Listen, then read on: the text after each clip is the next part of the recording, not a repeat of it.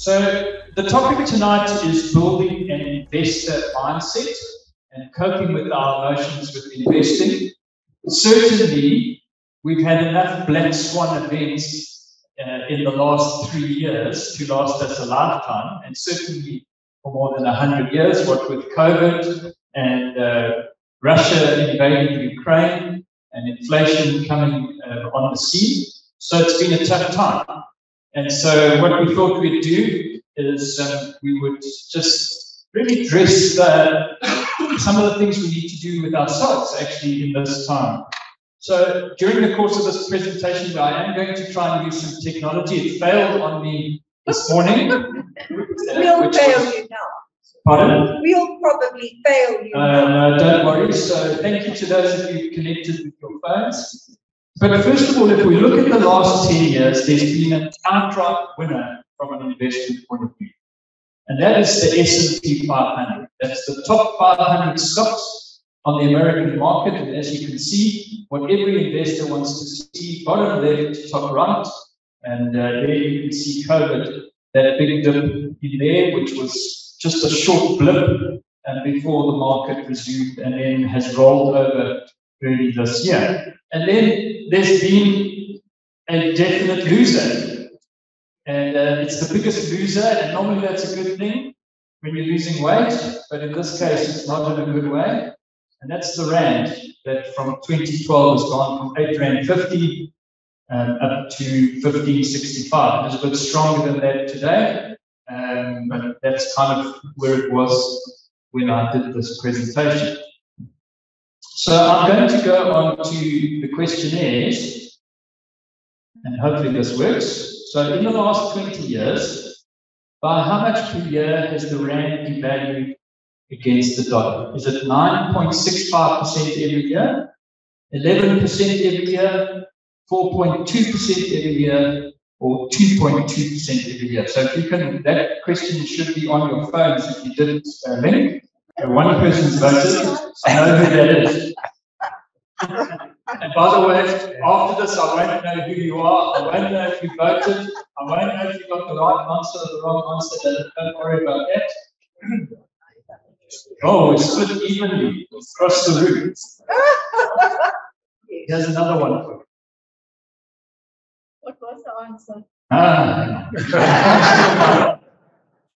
What was the question? Okay, so this is the second question. In the last 20 years, by how much has the S&P 500, the US market, grown on average per year?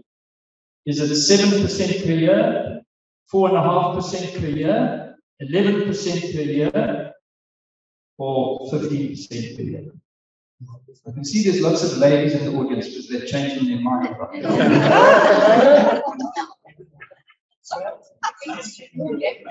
I'm not going to get to my car tonight. There's a fair amount of confusion.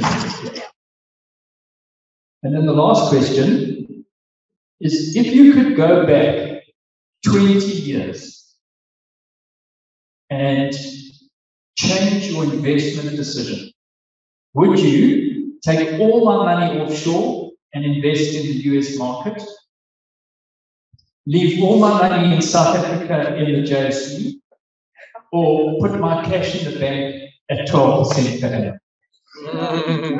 What way? So what's the time frame? 20 years ago. If I took you back 20 years, you don't really believe this. I've stood around browsing people. That's not how you talk. Leave my money in South Africa. Don't believe anything.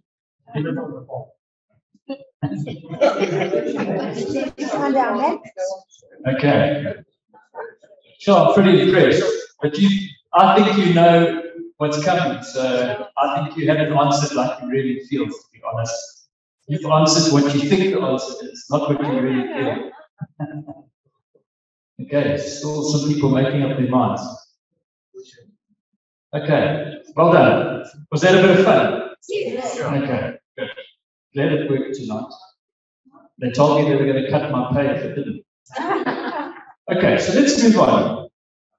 So I have quoted this gent many times, either in articles I've written or from time to time in presentations. His name is Dan Airby. He's a behavioral economist, and he tweeted this on November 24th, 2021, last year. He said, most of the time, we don't know what we want unless we see it in context. Now, bear in mind that this is the man at the end of one of his books tells the story that he told his son's friend that when you go out on Friday night, what you need to do is take the ugliest guy you know with you, because girls can only make decisions on comparison, and if you're with a really ugly person, you've got a chance. So context is very important. Okay, so let's take a second look. So this is the rand. I've now gone back 20 years, and you'll see right at the start of the chart, in end of 2001, beginning of 2002, we had that massive fall in the rand, if you remember. And actually intraday, so this is a weekly chart, a daily chart, but I think intraday touched over 30 to the dollar at that point. And we can see it then strengthened. We had 08 and 09, the financial crisis. We had, our weekend special over here, when we had Van Rooyen as our Minister of Finance for 3 days, and then obviously COVID at the end there. But if we look at the detail, the rand has only devalued by 2.2% per year over the last 20 years. And in fact, over the last 7-8 years, the rand has strengthened by 1% per year against the US dollar. Now, you pretty much did vote that way, but the faces now are telling you that there's some people who would have voted differently and they had a phone. And certainly, we don't feel like that's the case, do we? Okay.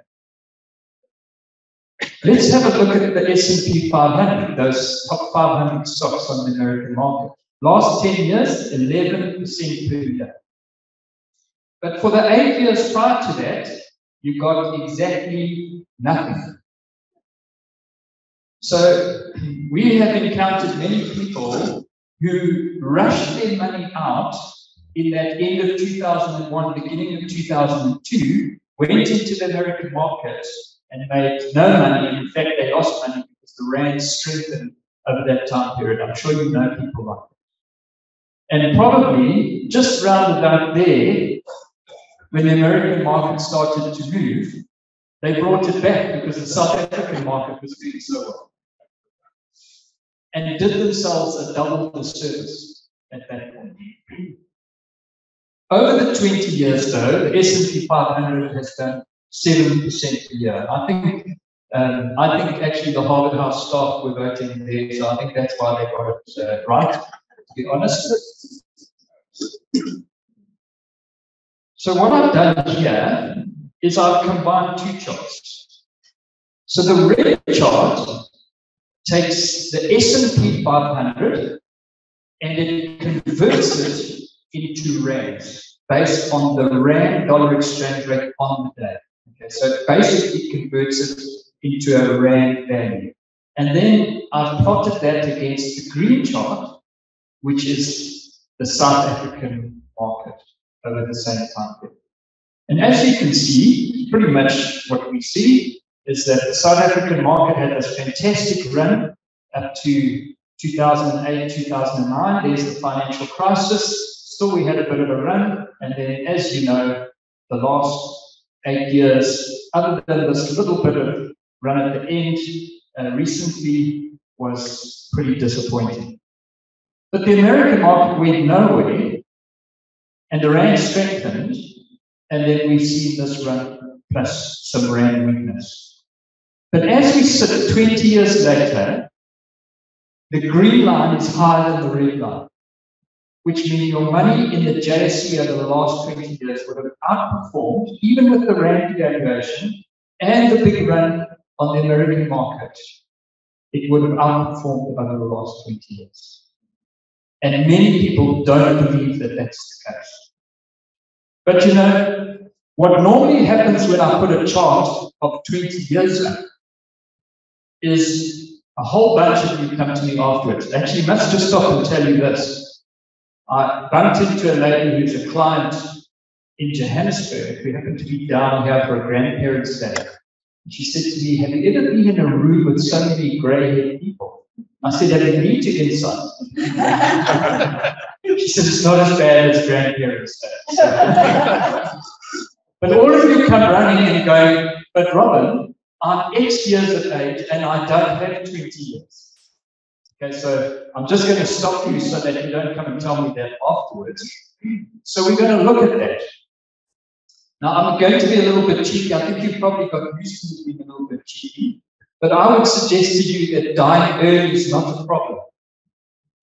It's living long that's a problem. And we're going to explore that a little bit. So context is everything. That's really what we're looking at tonight.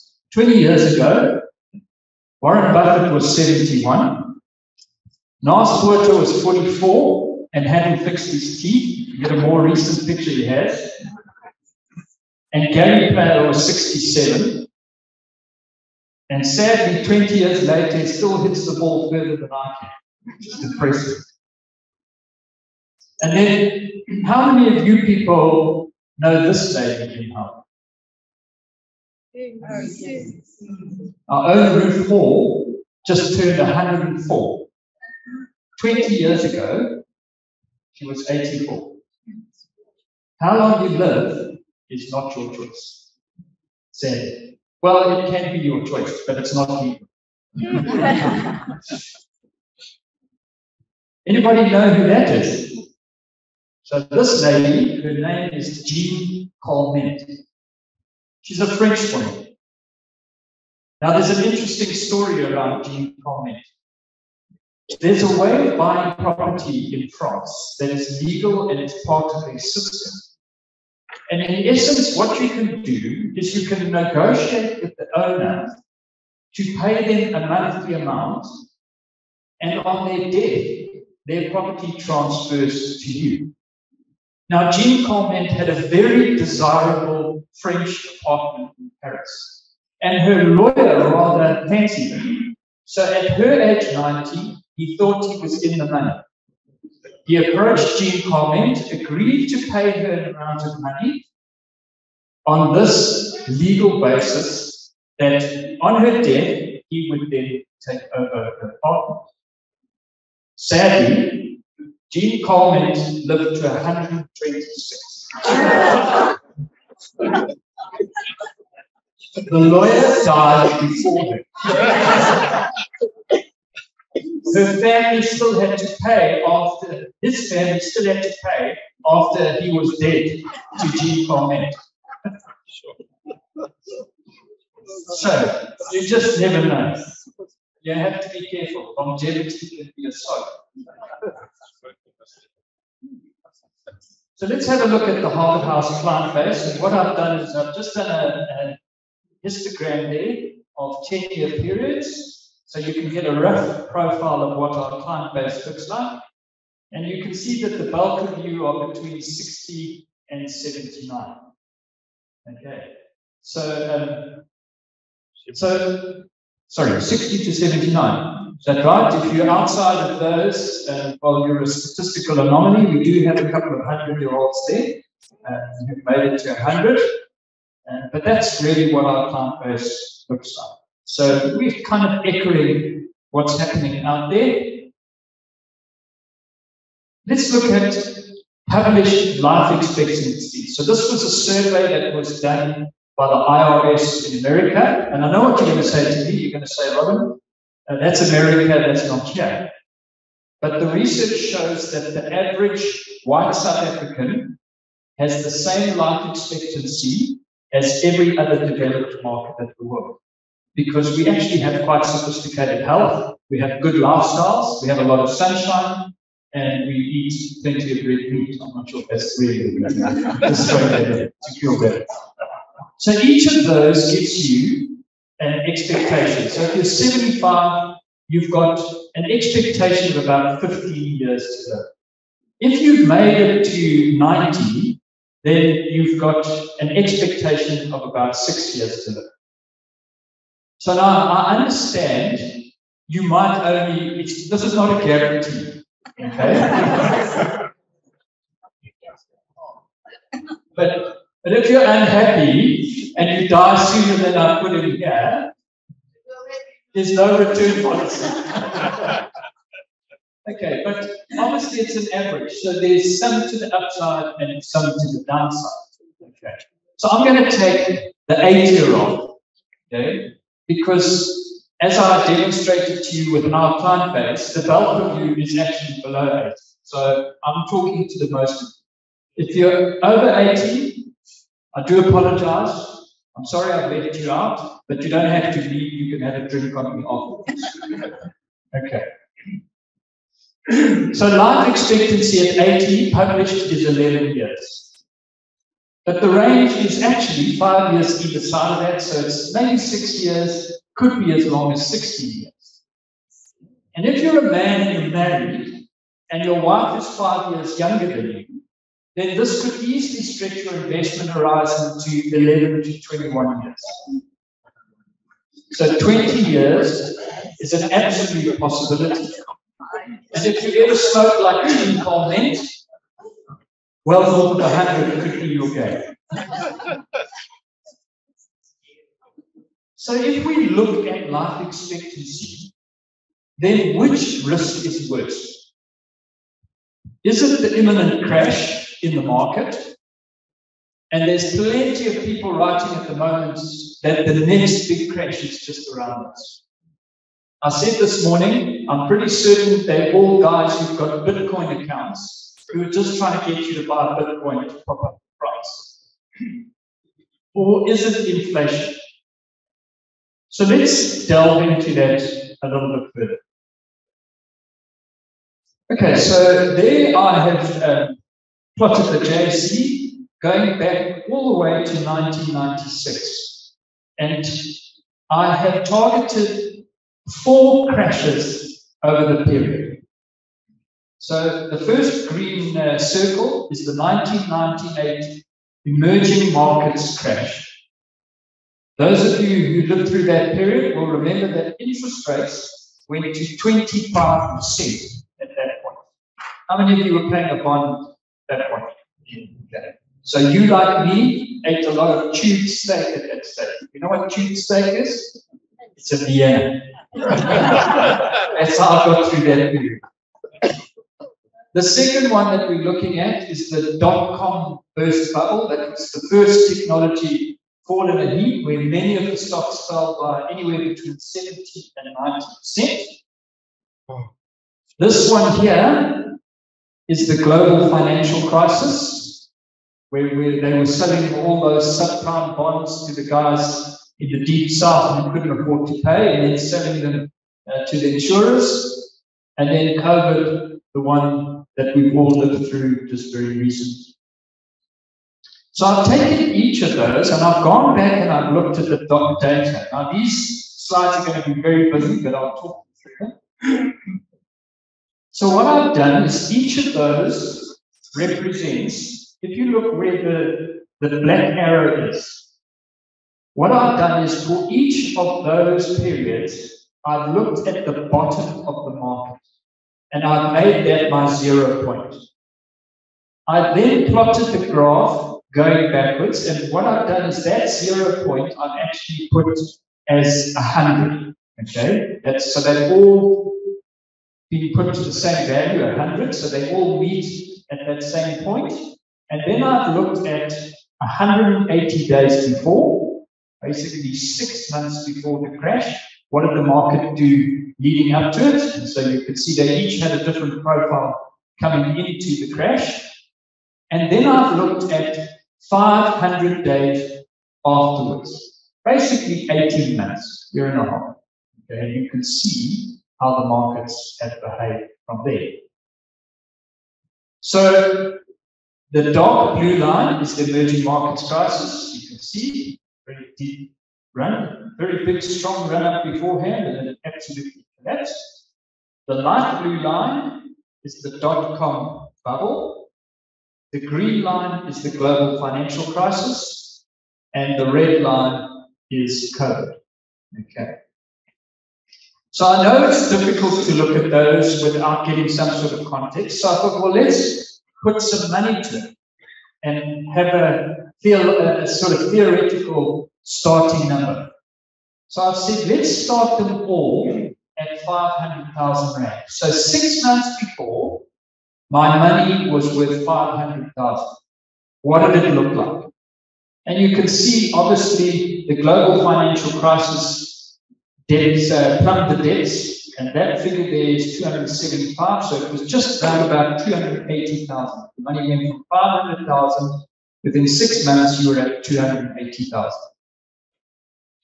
The dot-com bubble actually wasn't as bad, obviously because if you weren't investing in technology stocks, maybe that didn't fall quite as much.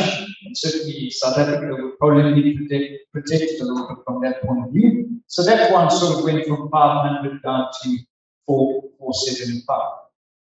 But interestingly, in the 500 days afterwards, year and a half, not one of those investments would have been less than you were worth 6 months before the crash.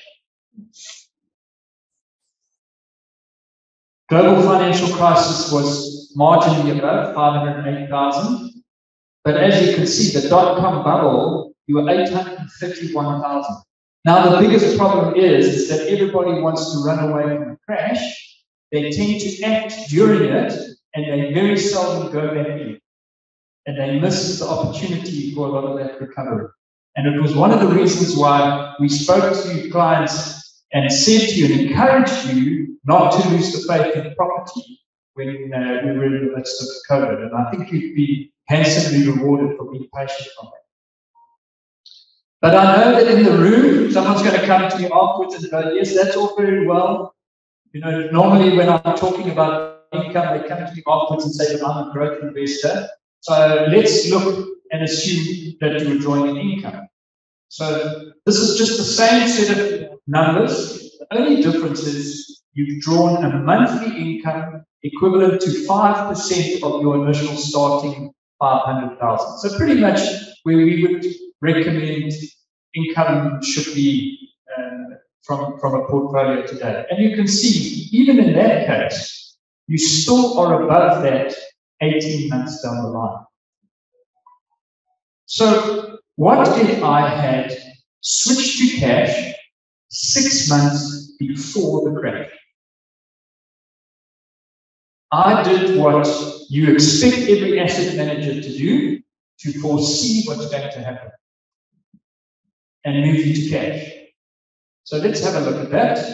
What I've done is I've done them individually. So that is the emerging markets crisis in 1998. Now bear in mind, back then, your interest rates were giving you about 15% per year. So you're getting substantial interest rates. So that's what your investment would have looked like. Okay. 6 months before the crash, you were in cash. You didn't experience the crash. But you're still way behind 18 months after the crash. Dot-com bubble. Interest rates were a bit lower then. 6 months before, I'm still behind the game, 18 months after. Global financial crisis. This one's going to come closer. So I'm marginally above in the global financial crisis. And then after COVID, the interest rates were almost nonsensical. So we can see in 3 out of 4 cases, I'm handsomely above where I was if I had preempted and gone to the safest asset class to avoid the crash. Didn't go through the crash, compounded, and I still am no worse off. Only 18 months later. Now we are more than 18 months after COVID. What's the news like? Is it good? No. Terrible. The news is still terrible. We're still talking about the effects of COVID. And so this is the problem, is the context that we're getting there really goes, I'm really worried about this event, and if I do that, then when am I going back? And invariably, the newspapers are still printing bad news when there's good news happening. Interestingly, my colleagues have all been on in meetings with company executives as part of a conference this last 2 days. And the executives are saying that they are busier than they've ever been on the ground. The business opportunities in South Africa are substantial. And we're talking about some pretty unloved businesses where the guys are going, there's plenty of opportunity. But your newspaper certainly is not telling that. Okay. So which is the greater risk? Well, market crashes largely recover fairly quickly, even with a reasonable income draw. Cash, even 6 months before, creates the risk of losing the opportunity for inflation eating growth. Dying earlier, the lower end of the average, is far less risky than living longer. I've only plotted 18 months, less than 2 years afterwards. If you've got to live another 10 years, and you're not taking some risk, you are never going to keep up with inflation. And it's the thing that we constantly have to remind you. We do understand the volatility is there, and the volatility isn't fun. We accept that. But it is the only place that you're going to beat inflation over the longer term, even at 80. Right. There may be a greater risk than inflation. But what is it? Well, it's actually not a what, it's a who. No, it isn't Uncle Sam, it's you.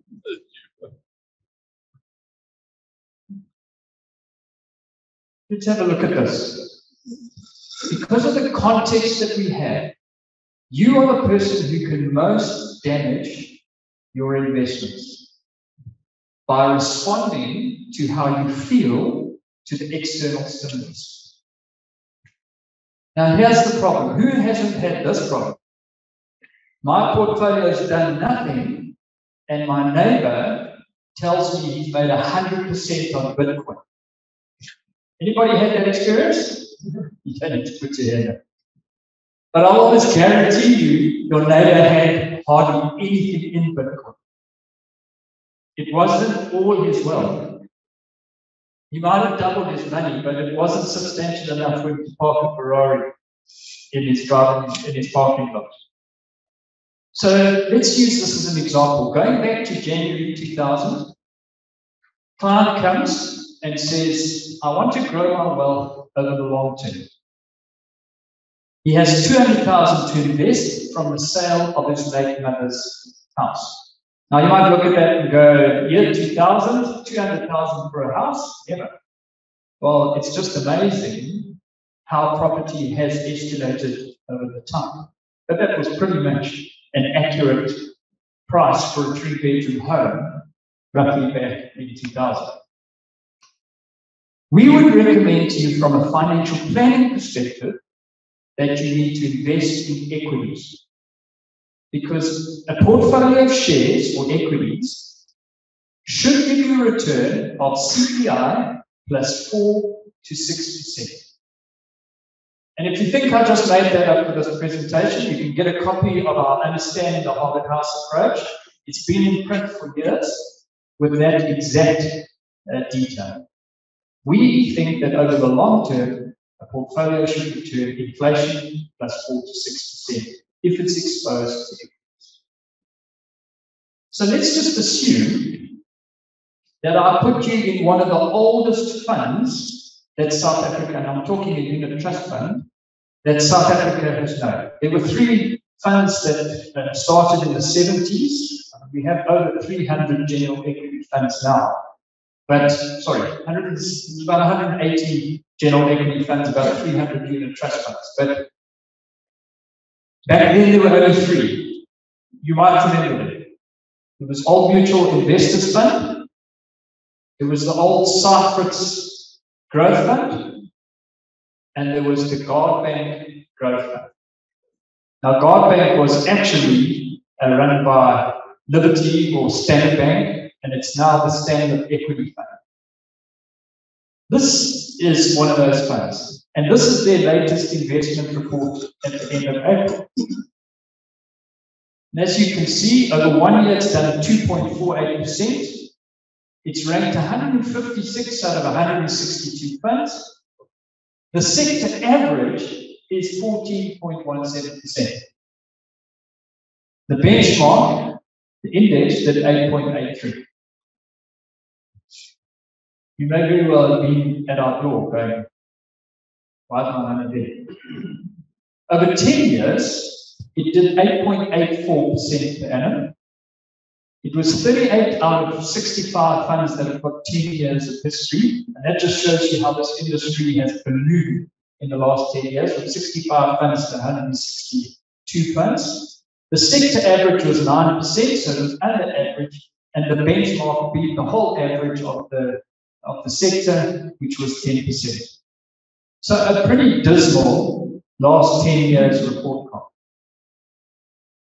So you have put your old mom's house in there. There's your investment, currently worth just under 2.1 million.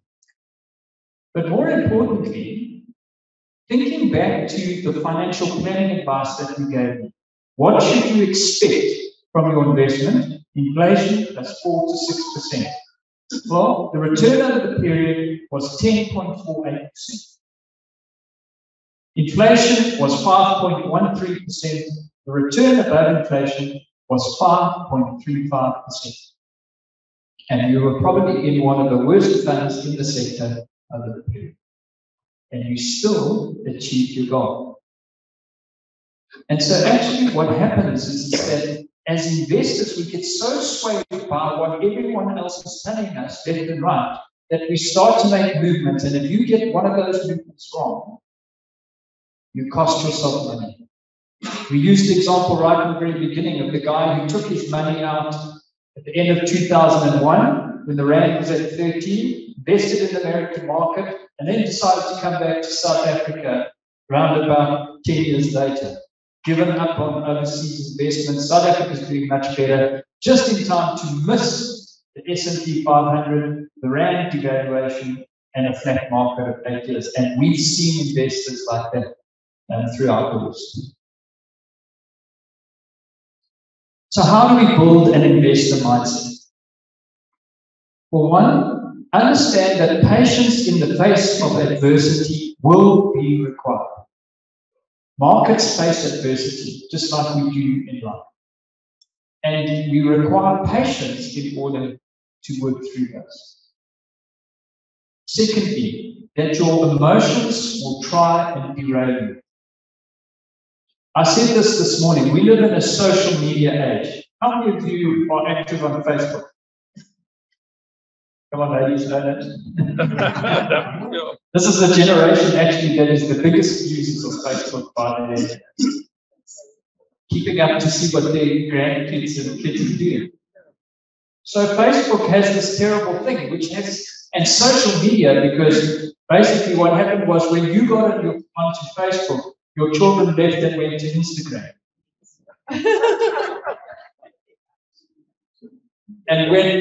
And when your children went to Instagram, your grandchildren left Instagram and went to TikTok.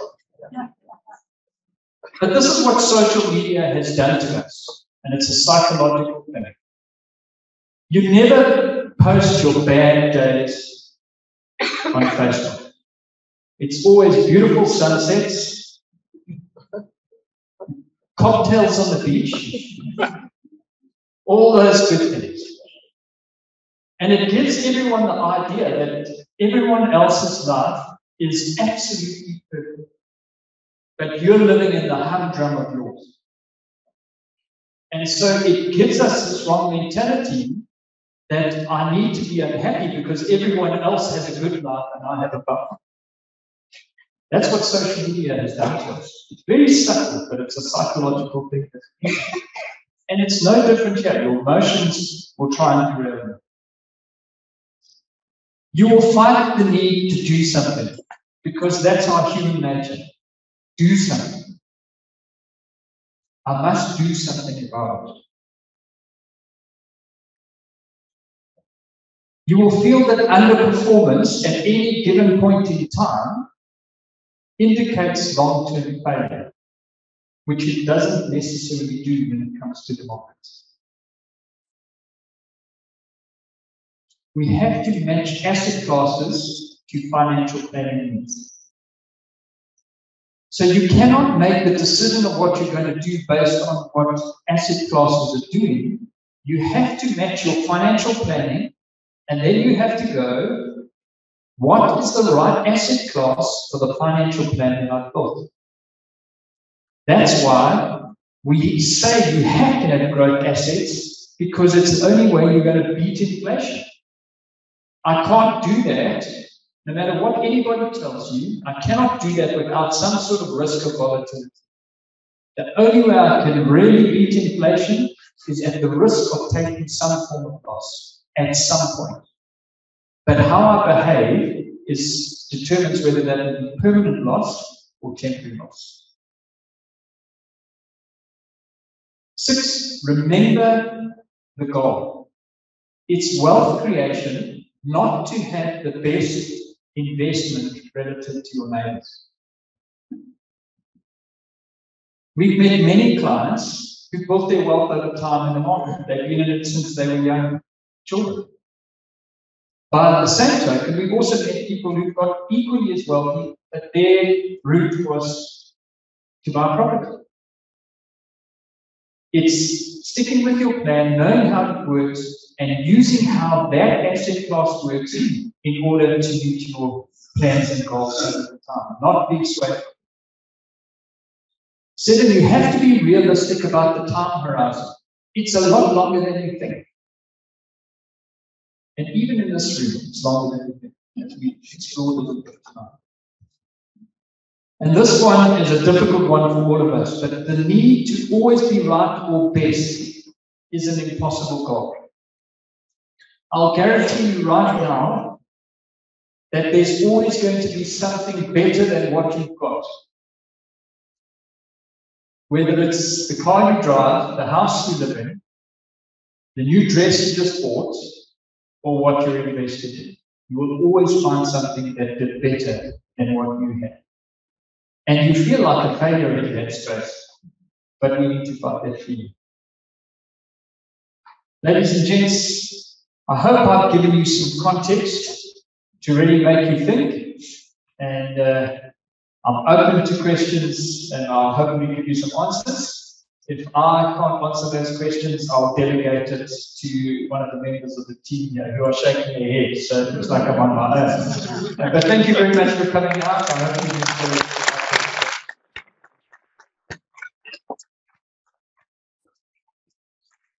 Are there any questions? Just one,